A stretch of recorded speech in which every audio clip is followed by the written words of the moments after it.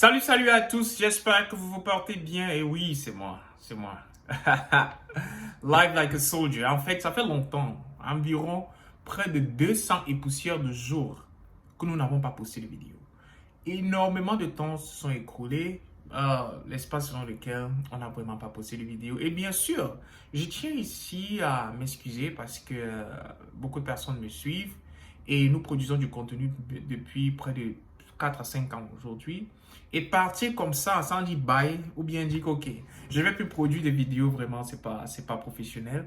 Et je tiens beaucoup à m'excuser auprès de tous ceux qui suivent mon contenu. Et aussi à soutenir ceux-là qui toujours, parce que quand je regardais les statistiques de la chaîne, les gens continuaient toujours à regarder les vidéos, à poster des likes, à poster des commentaires et tout. Donc, étant donné que je reviens un peu sur les réseaux et tout, je vais essayer de répondre à différentes questions, ok? En commentaire ou bien à tous ceux-là qui, bien sûr, m'écrivent inbox. Mais sans toutefois tarder, nous allons passer au vif du sujet, le purpose ou encore l'objectif de ces vidéos. Alors, bien vouloir rester scotché. Le but de cette vidéo aujourd'hui, c'est de parler de l'éducation. Vous savez, je fais partie de cette personne-là qui motive bien sûr mes frères militaires à surtout continuer ici leur éducation dans le service militaire. Mais quand on dit aller à l'école ou bien encore continuer son éducation dans le service militaire, beaucoup ne savent vraiment pas quoi utiliser. Alors aujourd'hui, ce dont nous allons parler, c'est le GI Bill. Parce que beaucoup me posent la question, mais c'est quoi le GI Bill? Comment on utilise le GI Bill? Quelles sont les différentes parties du GI Bill? Je ne comprends pas ce qu'on me demande dans le GI Bill. On me demande de cotiser ceci, on me demande donc. Si tu veux la réponse à toutes ces différentes questions, bien vouloir rester scotché sur la vidéo. Alors, c'est quoi le GI Bill? On va rentrer un peu ici dans la définition du GI Bill. Parce que quand vous signez votre contrat, le contrat est sur un papier, c'est une pile de documents. Et dans ces piles de documents, là, vous allez voir GI Bill. Alors, il faut comprendre d'abord c'est quoi le GI Bill. Le GI Bill, c'est un ensemble de programmes d'aide à l'éducation qui sont générés par le département des vétérans des États-Unis d'Amérique. Et il permet, premièrement, aux militaires, aux anciens combattants qu'on appelle généralement les vétérans et bien sûr aux membres de leur famille de pouvoir financer les études avant qu'ils doivent retire. Certains le font pendant qu'ils sont en service, comme on l'a dit, ça définit d'abord ceux-là qui, pendant le service, peuvent utiliser ici là, le GI Bill. D'autres, après le service, peuvent utiliser le GI Bill. Et encore, ils peuvent prendre ce GI Bill-là et leur donner aux membres de leur famille. Quand on parle de membres de famille ici, c'est tous ceux qui, pour le moment, nous parlons des informations ici, nous sommes en décembre 2025, pour ceux qui sont enregistrés dans le DIERS. On va parler du DIERS tout à l'heure. Donc, comme on sait, la définition, on l'a déjà donnée. Et ensuite, maintenant, nous montons sur les objectifs. Pourquoi est-ce qu'on a institué ici le GI Bill? Donc, le GI Bill ici a été institué pour faciliter la transition de la vie militaire à la vie civile en termes de financement de l'éducation, formation professionnelle ou bien encore développement des carrières. Donc, il y a différents types de GI Bill parce que le GI Bill, c'est un ensemble de programmes. Et dans cet ensemble de programmes-là, nous avons différents types de GI Bill. Le premier, c'est ce qu'on appelle le Post-9-11. Post-9 GI Bill, qu'on appelle encore le Chapter 33. Le deuxième, c'est ce qu'on appelle le Montgomery GI Bill, qui est bien sûr ici pour les active duty qu'on appelle le Chapter 30. Le troisième, c'est ce qu'on appelle le Montgomery GI Bill, mais pour ceux qui font partie du service des réservistes. Et le quatrième, c'est bien sûr ce qu'on appelle le Survivor Dependent Education Assistant. Des thèmes qui sont un peu bizarres, n'est-ce pas? Mais ne vous inquiétez pas, nous allons détailler ça simplement. Alors, pour commencer, nous allons aller pour le premier, qu'on appelle le Post-9-11. Post-9-11, c'est un chapter que j'ai utilisé une fois, mais étant donné que j'utilisais une autre ressource pour pouvoir payer mes études, j'ai préféré utiliser cette autre ressource-là qu'on appelle le Tuition Assistant. Bien sûr, dans une autre vidéo, nous allons parler du Tuition Assistant, mais allons sur le Post-9-11. Post-9-11, encore appelé chapitre ou encore Chapter 33. Ça, c'est pour les personnes ayant servi après le 10 septembre 2001.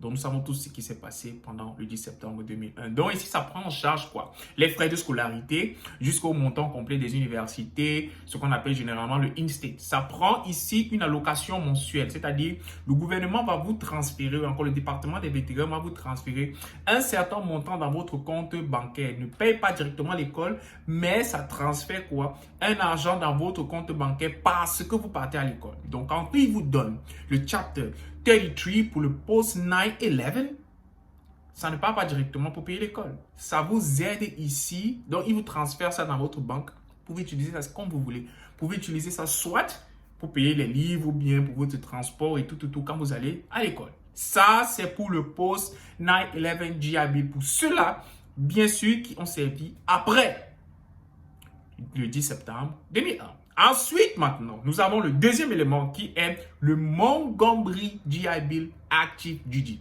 ou encore appelé le MGIB-AD, ou encore une autre appellation, c'est le chapitre 30, ou encore Chapter 30.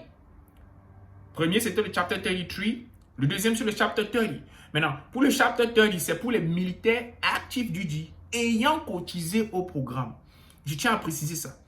Ayant cotisé au programme. C'est pour cela que lors de votre réception, quand vous êtes Active Duty, quand vous partez au Basic Training, on vous demande, est-ce que vous voulez cotiser pour votre GI Bill? Si vous cotisez, tant mieux. Ils vont vous couper un certain montant sur votre salaire, bien sûr, qui va permettre ici de cotiser pour ces GI Bill. Et maintenant, vous pouvez ici utiliser ce Montgomery GI Bill pour Active Duty, pour que vous pouvez payer vos études et bien sûr encore, on va vous donner une allocation mensuelle pour que vous puissiez payer le loyer quand vous allez à l'école.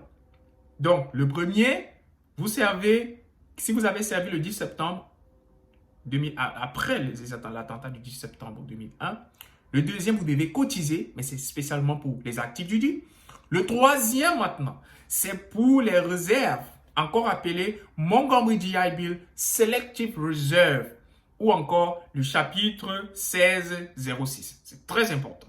Chapitre 1606, c'est pour les réservistes. Donc ici, pour les membres réservistes ou encore ceux qui font partie du National Guard, encore appelé ici la garde nationale, c'est une allocation mensuelle que chaque membre reçoit pendant qu'il est actif. Quand on parle ici là de actif en tant que réserviste, tant que vous avez un contrat, et dépendant du département des vétérans ici, quand on parle de tant que vous avez un contrat, vous devez avoir un contrat de 8 ans. Quand on parle de contrat de 8 ans ici pour les réservistes ou bien encore pour les National Guard, on sait que le contrat de réserviste de National Guard, c'est 6 ans, plus bien sûr 2 ans de ce qu'on appelle service inactif, que s'il y a un souci encore telle chose, on va vous rappeler, mais vous ne vous rappelez jamais. Donc, ça, c'était pour la troisième partie, le troisième type de GI Bill qui est encore appelé le Selective Reserve, encore appelé le Chapter 1606. Ensuite, nous parlons maintenant du dernier. Le dernier qui est réservé à qui? Qui est réservé si, par exemple, vous décidez de terminer votre service militaire, vous ne voulez pas utiliser tous ces éléments ici là du GI Bill, vous avez utilisé par exemple une autre ressource, ou bien vous avez eu un scholarship quand vous allez à l'université, vous pouvez prendre votre GI Bill et le donner soit à votre femme, soit à votre enfant, si bien sûr il décide d'aller à l'école. Et ici, ça parle ici d'un élément assez important dans notre communauté. Pourquoi? Parce que certaines personnes pensent que quand on rejoint les services militaires américains, c'est forcément pour l'argent. Non, c'est forcément pour avoir ces différents bénéfices que vous pouvez bien sûr transférer à vos enfants. Parce que ici, pour la petite histoire, quand j'étais encore réserviste, j'avais ici mon first sergeant qui me disait il n'a jamais utilisé son GI Bill et aujourd'hui, sa fille est en école de médecine et la majeure partie de ses frais sont payés. Pourquoi? Parce qu'il a cotisé pour son GI Bill et il a transféré ça à sa fille. Sa fille a fait l'université, les 4 ans d'université, elle a obtenu son bachelor. Elle a payé $0. $0 tout simplement. Pourquoi? Parce qu'elle utilisait les avantages de son père qui était dans le service militaire. Okay? Et aujourd'hui, elle est à l'école. Je pense elle doit déjà avoir terminé. Ça fait 3 ou 4 ans aujourd'hui qu'il m'avait parlé de ça. Elle a déjà terminé, je me dis, ses études et elle a payé, je dis bien, $0. Tout simplement pourquoi? Parce que ses frais étaient couverts par quoi? Ses frais étaient couverts par le GI Bill. Parce que son père a servi dans le service militaire. Ou encore, vous pouvez prendre ce quatrième élément qu'on appelle le Service Dependent ou encore DEA. DEA chapitre 35. Le chapitre 35 ici, comme on l'a dit tantôt, c'est ça qu'on donne à nos enfants. C'est ça, bien sûr, que vous pouvez donner à votre femme. Ok?